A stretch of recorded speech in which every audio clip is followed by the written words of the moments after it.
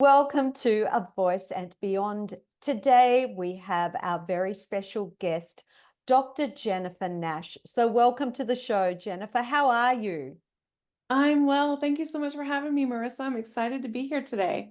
Likewise, because we've already had a little meeting and gotten to know one another. And I actually escalated this interview because I was so excited by the content that you had to share. Because even though some people may think, oh, I don't think this is really relevant for me, it actually will be for people who are in some kind of leadership role, whether they are a teacher, an educator, working for a Fortune 500 company, or they're a parent even, but Mhm. anyone that has any kind of they're in an authority role.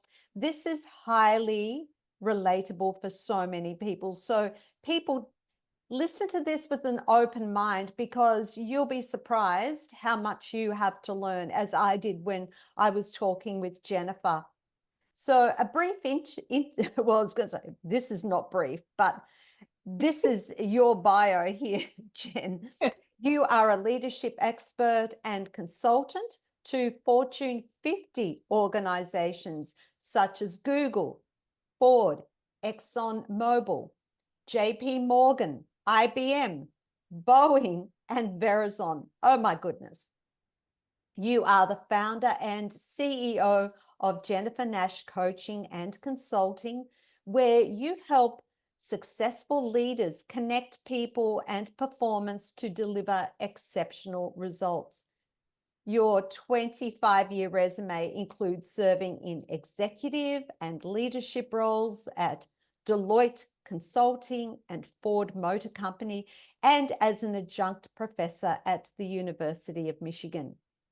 You contribute to Harvard Business Review, and you have presented your research at Columbia University, and you are a Harvard McLean Institute of Coaching Fellow. In 2023, you published your book, Be Human, Lead Human. And I'm exhausted just from reading that. How are you not tired or 100 years old?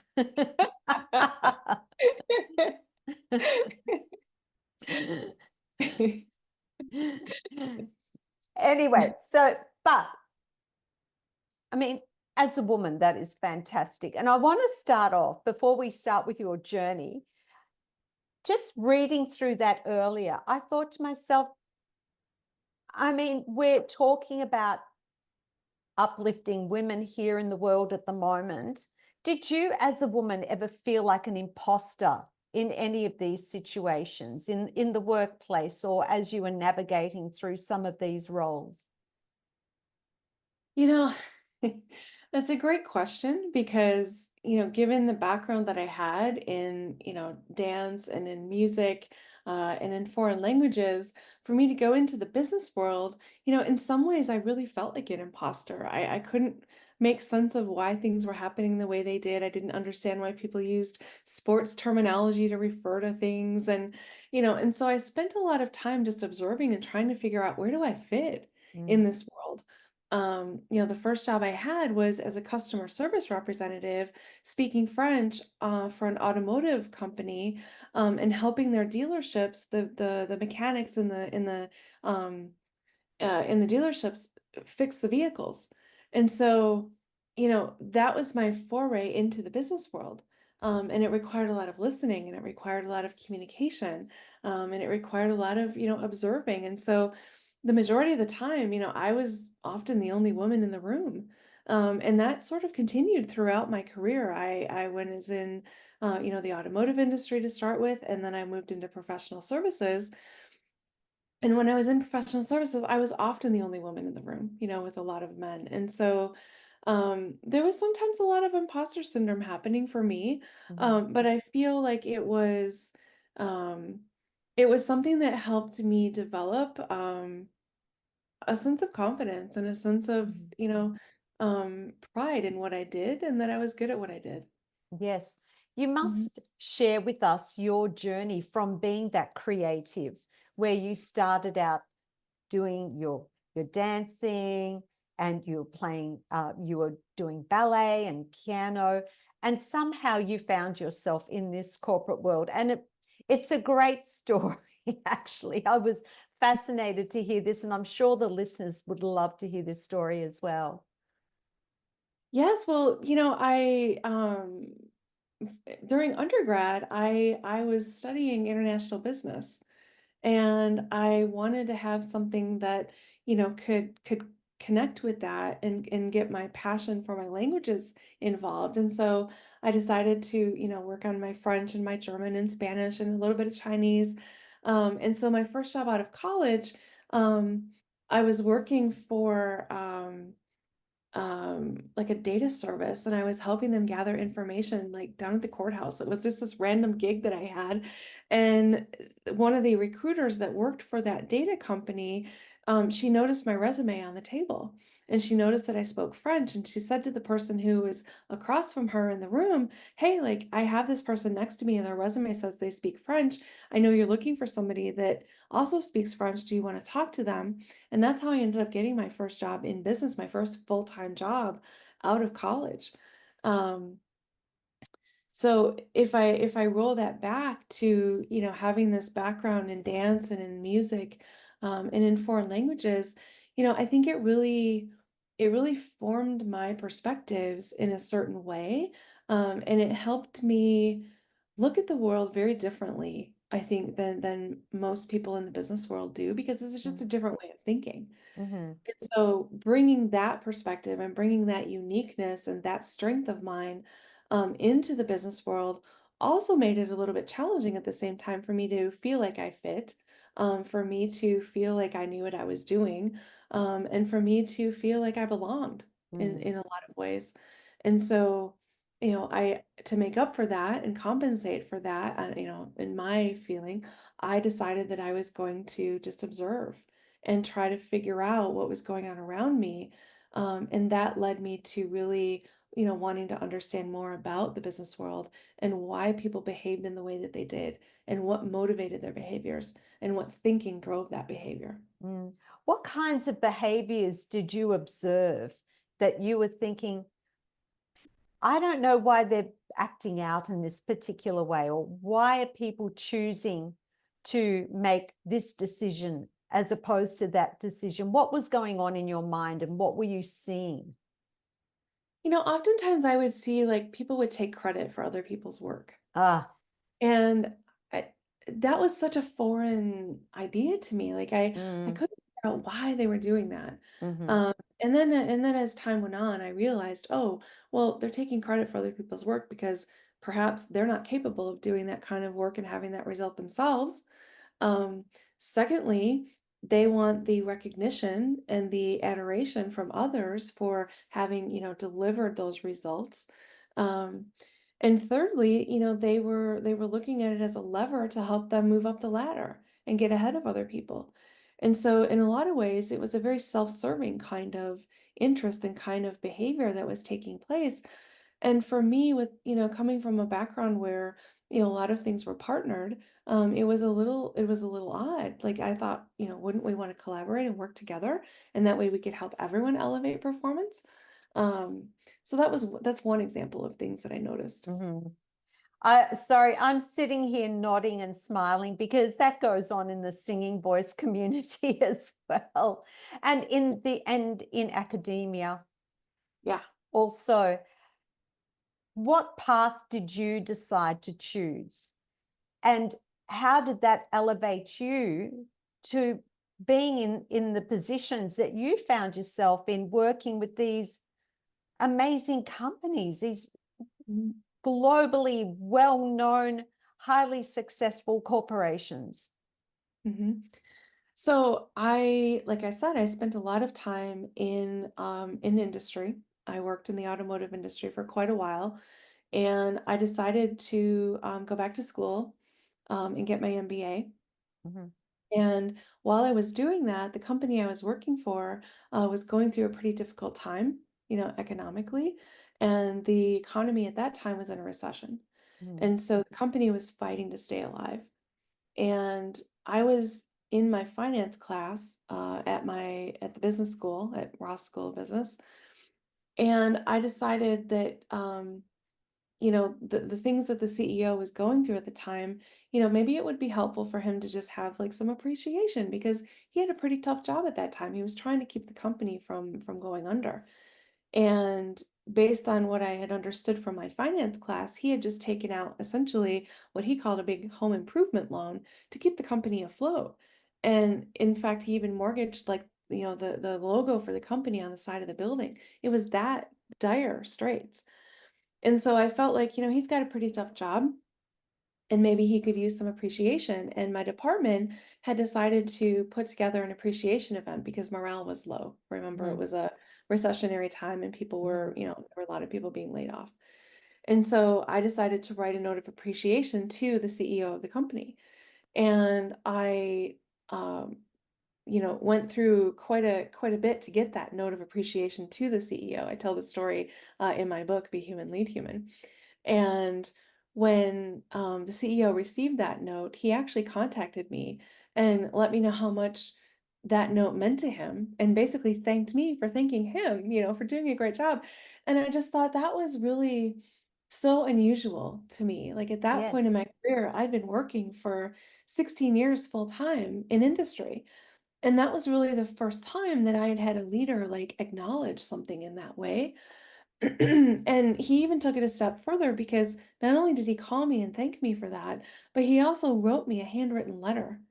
And, at that moment when I got that handwritten letter and saw my name with, the heart drawn around my name, I just sat back in my chair and really I cried at that moment because Yes.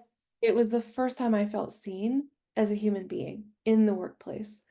And that really prompted me to continue studying leadership and to really understand why is it that we don't have more leaders like this? Why is it so hard for leaders to behave in this way? And what's preventing them? What's getting in the way of helping them do that?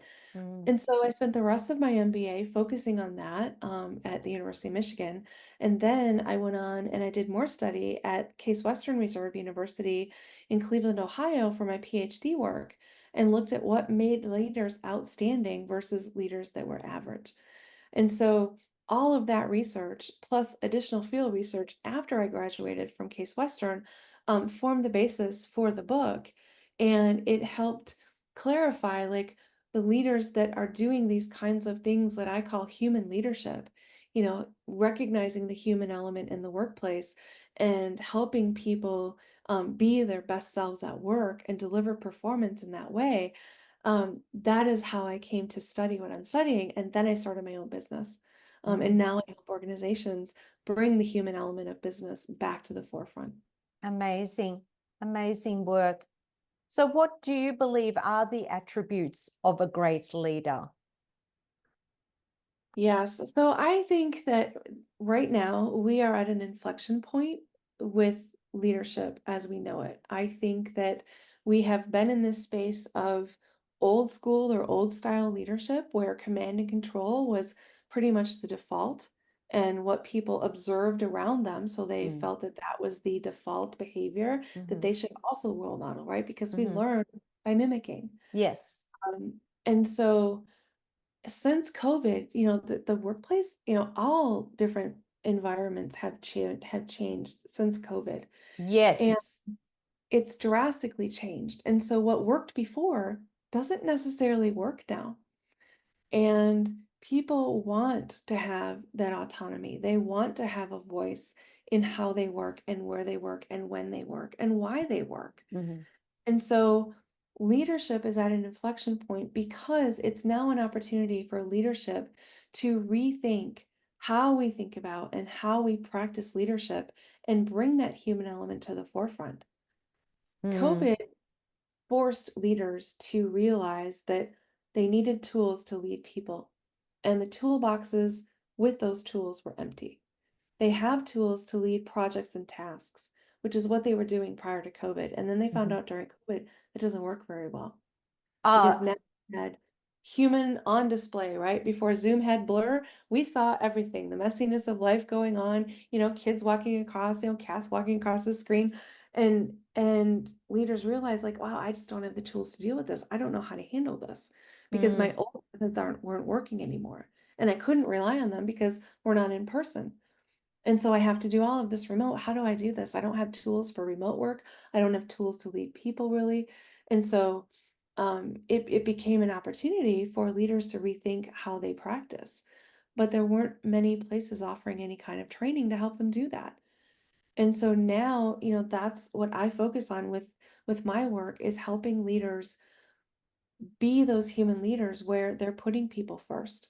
They are listening. They are helping people feel heard. They're helping them feel understood. They're helping them feel that they matter. They're helping them feel seen. And when you look at people as whole human beings, not just an employee who delivers work for the company, but as a whole person, you help that person realize their best self, and then they bring their best self to work, and then they deliver actually above and beyond what you're expecting. mm, mm. I totally resonate with what you're saying about the change in the workplace since COVID on two different fronts that impact on me. Firstly, my husband owns two cafes. And Mhm. since COVID, he has had nothing but trouble with staff. So many problems with staff. There are a lot of internationals here in Australia at the moment on working visas. And Yeah. so they are the ones that are taking the work. A lot of our own people don't want to be working in hospitality. So we are having migrant workers come and do the jobs at the moment. So we have a problem with transient population. We have a problem with people that don't understand our work culture. Yeah. We also find that people are a lot more aware of their rights than before. We are also finding that people are not as motivated, that Mhm. people will up and leave if they don't like something. If they can't work under their terms, they're not likely to stay. And so he has had a massive turnover of staff since COVID, more than ever. His whole leadership style has changed and he has become softer and more human, where he used to rule with an iron fist before. And he often says, I should go back to that. When I ruled that way, when I led that way, it always worked. And now that I've become soft and fuzzy, people don't like. And then and then the other thing is, for me as a teacher, I'm finding that with the people that I lead as a teacher and the people that I mentor, there are a lot more problems associated with mental health issues since COVID. People's students' coping strategies aren't the same. People seem to be more in high alert, in that survival mode than what they used to be. So I totally get that. Mhm. So, how much of that good leadership now, whether you're a teacher, whether you're a business owner, doesn't matter, it's all one thing here for me. How much of that comes from relationship building? And how do we build those relationships without crossing that boundary where you're their best, where you're an employee or a student's best friend? Mhm. Yeah. I think 100% of it comes from relationships. And regardless of whether, it's an employer-employee situation, regardless of whether it's a, socially anxious teen, you know, regardless of whether it's a teacher-student relationship, um, people during the pandemic, people were isolated. And we as humans are social creatures. We need that social connection. We're wired for that. And when we don't get it, we have incidences of mental health situations happening. And we've seen since COVID that anxiety and depression have globally increased massively. I don't have the statistic in front of me right now, Yes. but it is a massive increase in that. A Mm. lot of that is related to COVID. It's not because of COVID, but it was exacerbated by COVID. It happened before COVID, and Mhm. COVID exacerbated it. And And another so, interesting fact, sorry to interrupt you yeah, here, is also there has been a massive increase in the diagnosis of neurodiversity as well. yes. Yes, one of the authors that his book is on my list to read, Jonathan Haidt, Haidt. He has written a book around the harmful effects of social media and um, phones, basically, being tethered to your phone all day, and how that is impacting our brain chemistry, how Mm, it's impacting our thought patterns, how it's impacting our ability to connect human to human, and the dangers of that, especially for, young people who are still developing from a brain perspective. It's literally physiologically changing their brains. And, he's written a lot about that and recently published an article that basically said, you should extremely limit the amount of exposure your children have to phones and to mm. social media, because it's Yeah. extremely helpful for them. But you And know we what? That's not rocket science, though. No, it's not. It's actually not. So I don't understand people how they allow their children to be on those devices 24/7. And the other impact of that is, we're talking about relationship building. They're not fostering great social skills. They're not developing those social skills and developing that. How do I make friends? How do Mhm, I communicate with people face to face mhm. as well? Yes. So, in essence, this is not helping them become the leaders of tomorrow either. No, it's not. We are in a we are in a leadership pandemic now. We are headed for a very, very challenging future if we are not able to get our teens and our young adults of today into a space where they have developed human and relational skills to effectively interact with one another, have relationships, and be, productive members of society and contribute in the workplace. Mm, Um, mm, I'm very concerned about that. And yes. so, this is all related to relationships. And when you look at how we learn, we mimic behavior. Mm, And so, if you as a parent are on your device constantly, as opposed to interacting with your child, human to human, one on one, um, if you are scrolling social media instead of having a conversation with your children or your spouse at the dinner table, your kids are noticing that. Your kids are now thinking, oh, it's okay for me to just keep one hand on the phone and keep scrolling while I shovel food in my mouth. And then when we're done, we all go to our separate corners of the house and we keep engaged with our phones all night. That is happening in a lot of households around the world. mm, And it doesn't help develop any of these skills. And so as parents, I think, there is a responsibility on the parent side to role model these behaviors so that your children can learn from you. mm. So, what do Uh, you say to the parent then that says, oh, no, some people are just born leaders? They don't develop leadership skills. You can't learn those skills. You're either born a leader or you're not. How much truth is in that? I think it's a nature versus nurture question. And I think there's an element of both of that for leadership. I think that some people are born with certain leadership skills that they're innately good at. Mm, And I think there are other people who are, born with a set of skills that maybe aren't necessarily leadership skills, but they have a great interest in it and they want to get better at it. And they choose to develop that skill set that will make them a very effective leader and to make them someone that people want to follow. Can they do that through playing sports and Mhm. being Yeah. perhaps the captain of their high school basketball team or Mhm. through different activities? How would you suggest that they learn these skills? I think for kids especially, I think sports are a fantastic way for them to learn teamwork, for them to learn communication skills, for them to learn collaboration skills, for them to develop relationships, for them to learn how to respect themselves and respect other people on the playing field. I think that sports are a great way for people to help develop that. I think that, to a certain extent, I know a lot of people are gamers, right? And they like video games. And so I think there's a place for that. I think that you can learn collaboration when you're playing a video game with someone else Mm-hmm. and teaming with them, on the same team to, defeat the bad guy or whatever the case may be. But not for 12 hours a day. I think it's fine, hour, half hour, whatever it is that your parent sets the limit for, I think that should be fine. What happens is when you go too far down that path, that's when it becomes destructive and harmful because you're eliminating that opportunity to go out and have a conversation with the kid around the block.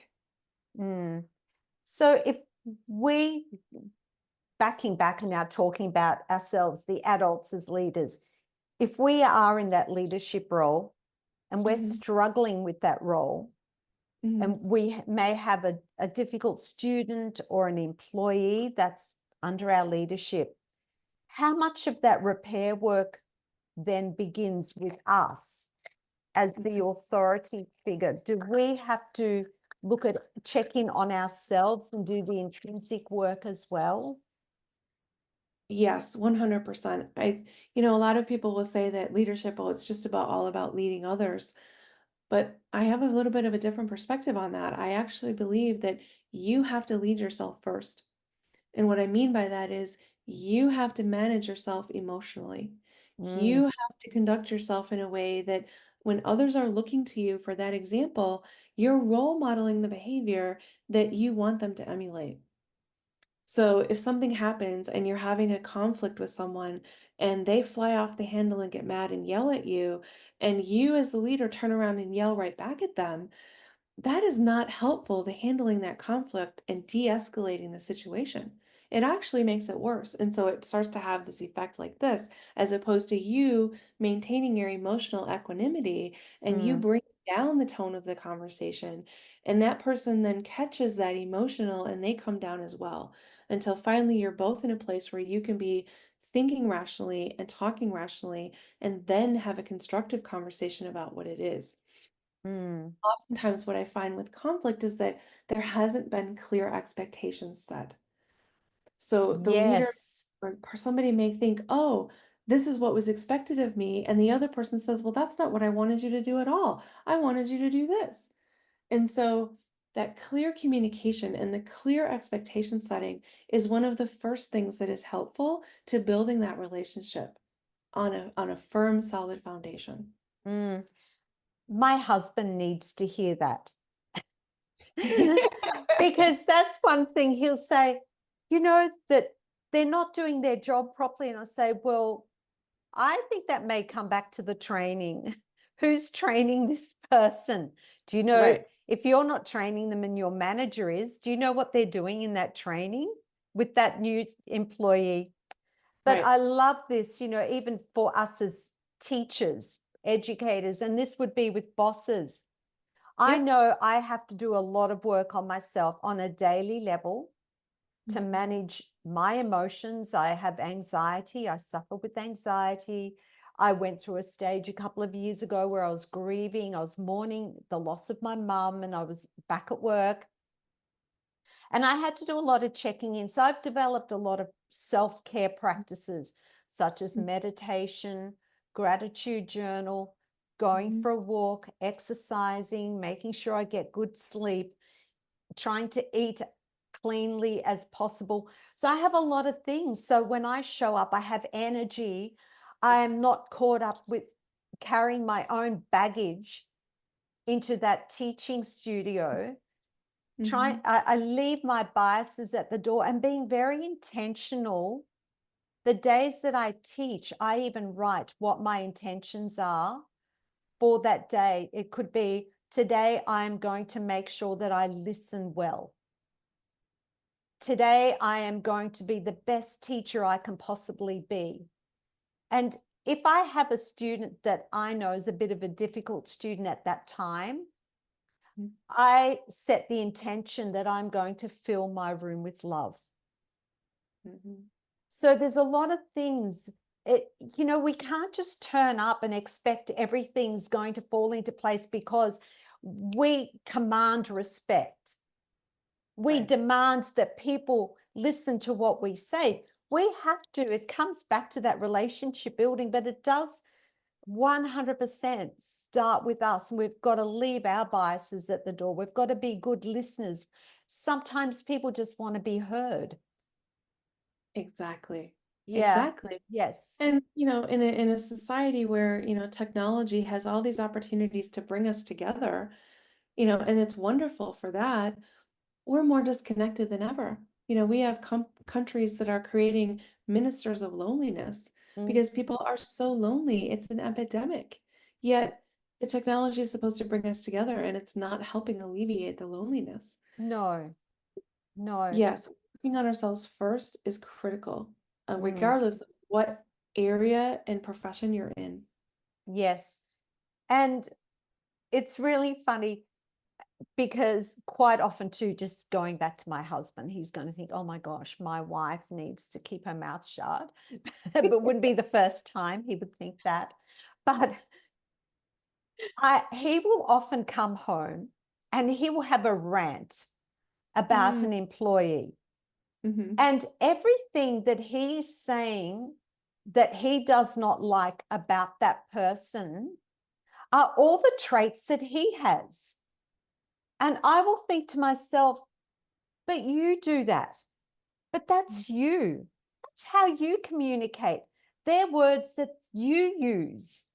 Yeah. And so, how much of the culture then in the workplace starts at the top?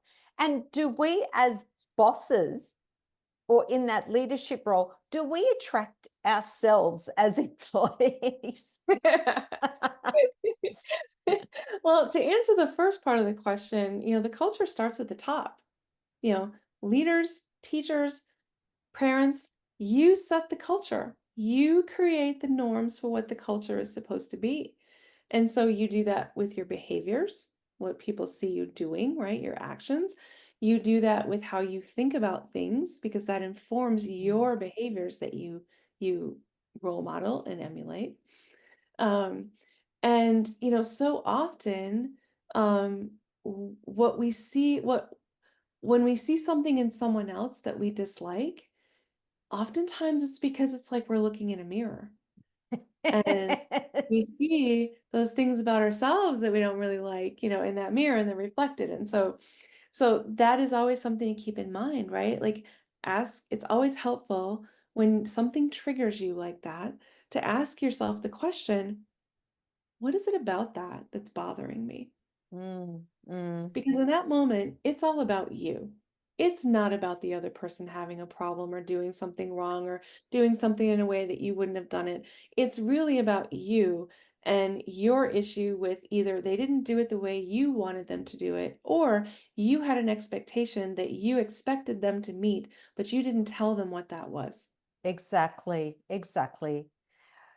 So, when it comes to this conflict resolution, you talk about the 7 tools to tear down walls of conflict. Can you tell us about those? Yeah, so there's tools that break down conflict, and I think first and foremost, we touched on this earlier during the conversation. Mm, And the first one is help people feel heard. We live in a very noisy society with mm, lots of people talking, with lots of different voices overpowering other voices, with everything coming at us on social media, over the radio, on TV. We are bombarded with things that mm. vie for our attention. And one of the things that you can do that is the most powerful thing is to help someone else feel heard and to give them your full attention. And you will find that when you help them feel heard and they know that you are 100% present, you won't hear the same thing 10 times in a row Mm. because they felt heard the first time. Yes. If you think about that from a relationship standpoint with a spouse, right? How many times does your spouse tell you, or how many times have you told your spouse, you're not listening to me? That On isn't a what I, daily? right? And so, Sometimes every minute? yes.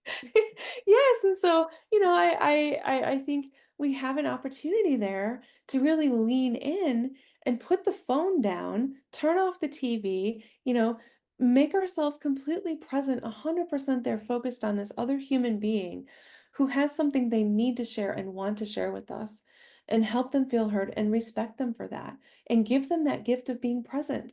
And when they feel heard, great things happen because then the energy changes between the both of you Mm. and the relationship deepens and there are opportunities to become closer. Every time we have an opportunity to connect with someone, it's an opportunity to turn towards someone, or it's an opportunity to turn away and close that connection. Oh, I love that. That's so profound. So what are some of the other tools? That's one, making sure that we listen and allow the Yeah. other person to be heard.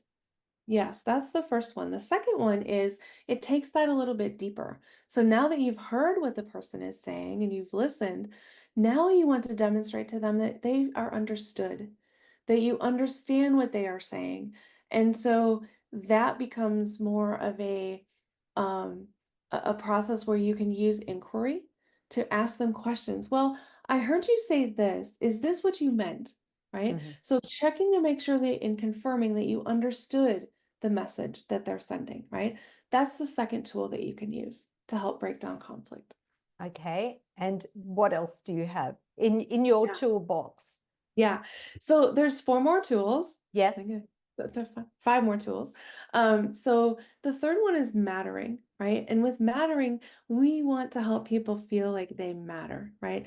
So there was an example that I share in the book around this child basically who um allegedly took a gun to school and shot a whole bunch of kids. Oh, And they found a note in this kid's room at home that was said, I don't matter. I don't feel like I matter to the world. And so oh, part of the way they tried to feel that they mattered was to do something that got them attention, a negative attention, unfortunately. And so, here's an example of a person who doesn't feel like they have any meaning or purpose on the planet, and they don't feel like they're worth anything. And so they have some mental health issues, clearly. yes. Um, and so what we can do to help people is to help them feel that they matter, right? We can help them understand how they contribute to society and what they have to offer others, because oftentimes we don't see those things in ourselves. We have blind spots. And sometimes it takes the people around us pointing out what we do have to offer as a gift when we maybe don't see that ourselves. Yes. Yes. Okay. Mhm. And any other tips that you may have for that oh, yes, we were talking about conflict resolution. Yes. Yeah, so one of the tips I have too is around appreciation. So, so often, Massive. yes, so often, gratitude and appreciation and conflict can't exist together. You can't have Yes. the same feelings at the same time. Mhm. You just can't. Physiologically, you can't. So, when we take the time to help people feel appreciated and we tell them what we appreciate about them and we tell them what we're grateful for, that creates a heliotropic effect. And then it creates a different energy level and it creates a different way that we interact with one another. And most often, what may happen is that somebody who feels appreciated and thanked because they did something, they will turn around and thank someone else. Like they pay it forward. And it's the reciprocity rule. And it's a universal law that we have. It's sort of like the law of attraction. Yes. So that happens and we elevate, and then we can also remove conflict that way because somebody feels like they did this. So say like, a classroom teacher, right? Like they deal with 30 kids on a daily basis and things are crazy and they never feel like they're appreciated, for doing that. That's a tough, tough job. Mhm. And yet if the principal of the school comes to them and says, you know what? I know that you have been just, having your hands full. You've got a couple problem students in your class, right? Like, I just wanted to let you know that I really appreciate what you do. And I appreciate that you show up every day and that you help these children grow and learn. And, Mm. sometimes that's all we need to hear. We just need Yes. to hear that what we do is appreciated. Yes. And Yes. oftentimes there will be leaders in particular that think that, oh, it's not important because somebody's getting paid money to do their job. So why should I appreciate them? Why should I tell them thank you? The salary should be enough. And I would say, yes, it is enough. And this makes it even better. Thanking them and being grateful helps and Mm. it de escalates conflict. I love that. As Mhm. a teacher, I appreciated when because I always check in with my students when they first come in. I ask them how they are. You know, how Mhm. are you? Yesterday was first day back for this trimester. How were your holidays? And Mhm. when they ask me in return and they say, well, how are you? How were your holidays? Did you do anything fun? I always thank them for asking. Mhm. I say, thank you. I really appreciate you asking, because a lot of people are so caught up in their own heads. And especially when you're dealing with teenagers and young adults, it's all about them. But the Yeah. fact that they've thought to ask, Mhm. I that is huge for me as that person in the leadership, like your boss that you thanked. Mhm. You know, just I feel like I'm being seen and I'm being heard and I'm being Yeah. appreciated by that one small act, that one small Yeah. question. And I always thank my students and say, thank you for asking. Mhm. Mhm. Yeah. Yeah, So absolutely. all of this makes so much sense. I love this. And you also have a human leadership operating model. And there are some core principles associated with that. Are they different to this conflict resolution, or do you have other principles that you share? Mhm. So there's actually there's 10 principles that go along with the book. And the first and foremost one is that people themselves create value. People Mm, create value. They yes. are valued and they create value. And that Yes. is in contrast to what people used to think that, like, oh, it's the products and services that create value. That's not the case. If you didn't No. have people to produce that, we wouldn't have the value. So Mhm. that's one of the principles and practices of the human leader operating model. Yes. And what are some of the other core principles, couple that you feel that are really important to this model, and what may make it unique to other models that are out there? I think another one that really stands out to me and that is fundamental is that this concept that relationships are fundamental to how we work. Relationships are the glue that get work done. Mm. And relationships are what power the human's framework that I talk about in my book, you know? So, in contrast to, oftentimes what is thought of as the normal about relationships, that they have no place in the workplace, and that, you shouldn't be spending time building relationships in the workplace. Like, there's no place for that because we're here to work. Um, I offer a counter to that, that relationships are fundamental. They're the Mm. reason why the work exists and gets done. Mhm. And so, that is also one of the principles of the operating model. There's three legs of it. There's a strategic piece, a human piece, and the relationships piece that is the foundation of the model. Yes. And how much of that relationship building then leads to trust? And in order to trust, do Mhm. people have to believe or think that they are dealing with the most authentic version of you? I mean, how much does authenticity kind of, uh, you know, trying to find the word, but how much does authenticity shape that trust and that relationship building? So, trust is an integral piece of relationship building, right? We make a decision in like 33 milliseconds when we first meet someone if we can trust them or not. We evaluate how trustworthy they are, we evaluate how attractive they are, and we evaluate how likable they are. And that all happens within 33 milliseconds of meeting someone. What So the is trust it? factor Just the is huge. presence of somebody, how they carry themselves? What is it that we're actually looking for? So I think it goes back, so I'm not an evolutionary biologist, but I Yes. believe it goes back to when we were, in our tribes, we would look at someone and evaluate, are they a danger to us or not? And Mm. if they are, then we activated the, self-defense mechanisms and protected ourselves and our tribe members and all of that, right? But if we looked at them and assessed that no, they're not a threat, then it was okay to, cautiously establish some kind of interaction with them, right? I Mm, think that is actually where it comes from. right. Um, the research that I saw in this actually had to do with headshots. And so if you have a headshot on a social media profile, for example, um, you know, profiles with that headshot are like, I think it was 17 times more likely to get viewed. But on top of that, there was a 33 millisecond assessment of, would I do business with this person? Do I like this person? Are they trustworthy? I'm going to go and look at all my headshots again.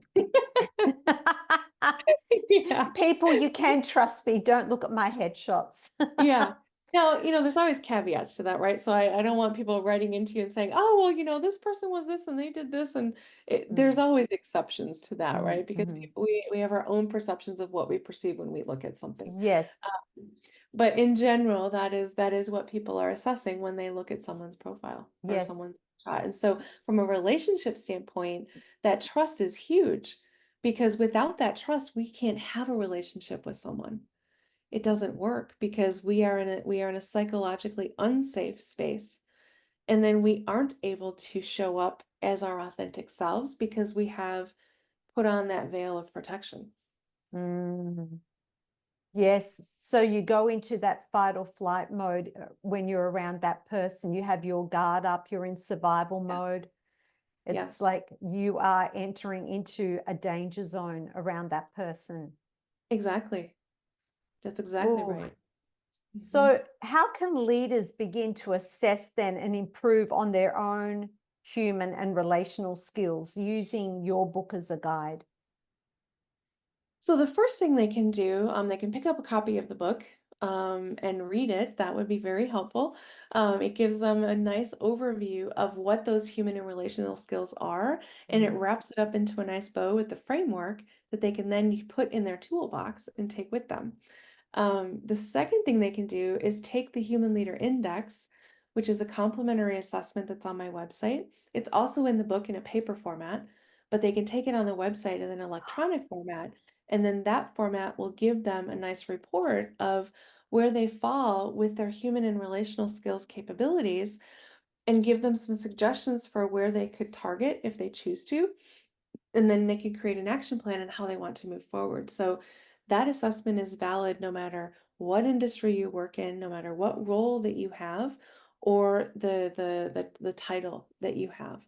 Mm. So teachers can take that, parents can take that, young adults can take it. It's for anyone who wants to see where do they fall in assessing their um, ability to interact with others, build relationships, be effective communicators, and be their best human selves possible. Where do most people fail and how do they fix it? Ooh, that's a good question. Based on the assessment, the Mm. Human Leader Index. Yes. Yeah. So what I see most often in the data is that the relationships category is where people fall short the most. Hmm.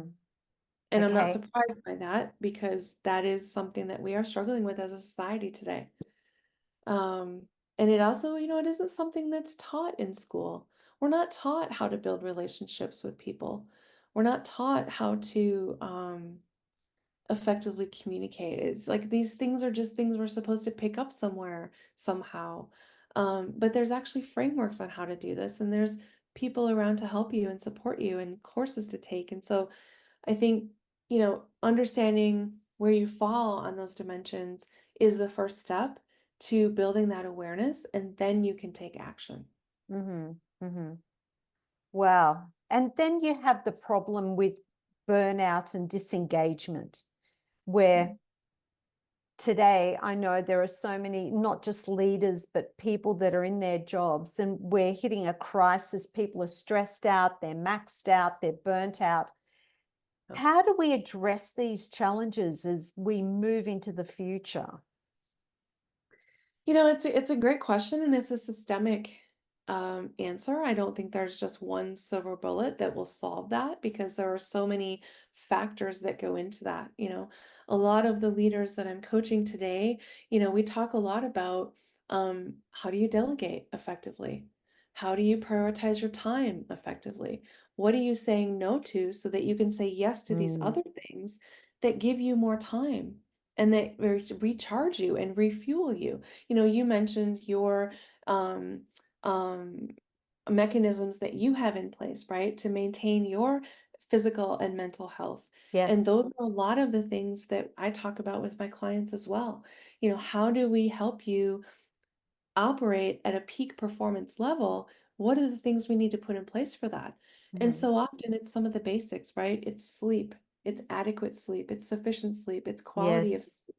It's Yes. healthy food, it's clean nutrition, it's making sure that you're feeding yourself 3 times a day and not working 15 hours a day and not eating it all, right? Mm. There's just these basic things that if we attend to those on that Maslow's hierarchy, they're at the bottom of the pyramid. Some of those things at the top of the pyramid become a little bit easier. Yes. Yes. And Yeah. what about, so we talk about self-care there and burnout and how we can build trust. What about empathy? Is that crucial in being an effective leader? Do we need to lead with empathy? Yeah. You know, the key character, we know this from research, from multiple research studies, that the key characteristic of an effective leader is empathy. Wow. And we also know from research that 90% of the differences between what makes leaders average versus outstanding is their command and their control of emotional intelligence. So, how they manage themselves, how they interact with others, how they build relationships, how they interact socially, all of those dimensions are what make that difference for those effective leaders. And so we often will hear, well, that's all that soft, fuzzy, woo woo stuff. No. It's Mm. actually not. They are the skills that are the hardest to measure and master, yet they are the skills that make the biggest amount of difference in our performance and in our lives. That is a big aha moment. And that one I'm definitely going to share with my husband, who does not take care of himself. Sorry, husband, your name's come up again. I'm going to fix this person. And what about the future of work and leadership? How's this going to evolve in the next decade and years to come? What skills are the ones that are going to be the most crucial for leaders to develop as we navigate this new world of work? And I mean, we've even got AI. That's another thing Yeah, that's been thrown into the mix. So how are yeah. we going to navigate all this as leaders? Yeah. So, you know, what I like to say is that the future of leadership is human. And what Mm. is going to help us evolve as leaders is understanding that the role of a leader has shifted. It's no longer a command and control, tell people what to do. It has really shifted to be a coach.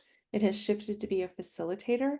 It has shifted to be somebody who helps people communicate, who Mm. helps people build relationships, and who helps people um, realize their best selves in the workplace so that they can bring their best self to work, perform at their best, and be at their best in every other aspect of their lives. So Mm. when we look at the skills that we need to do that, it's no longer, you know, managing a task and checking things off on a box on a spreadsheet. It is empathy, it is communication, it is collaboration, it is helping having those difficult conversations in a constructive way. It's holding people accountable and helping them understand what the expectations are and being clear about that. It's all around these skills that require a knowledge of emotions and a knowledge of psychology.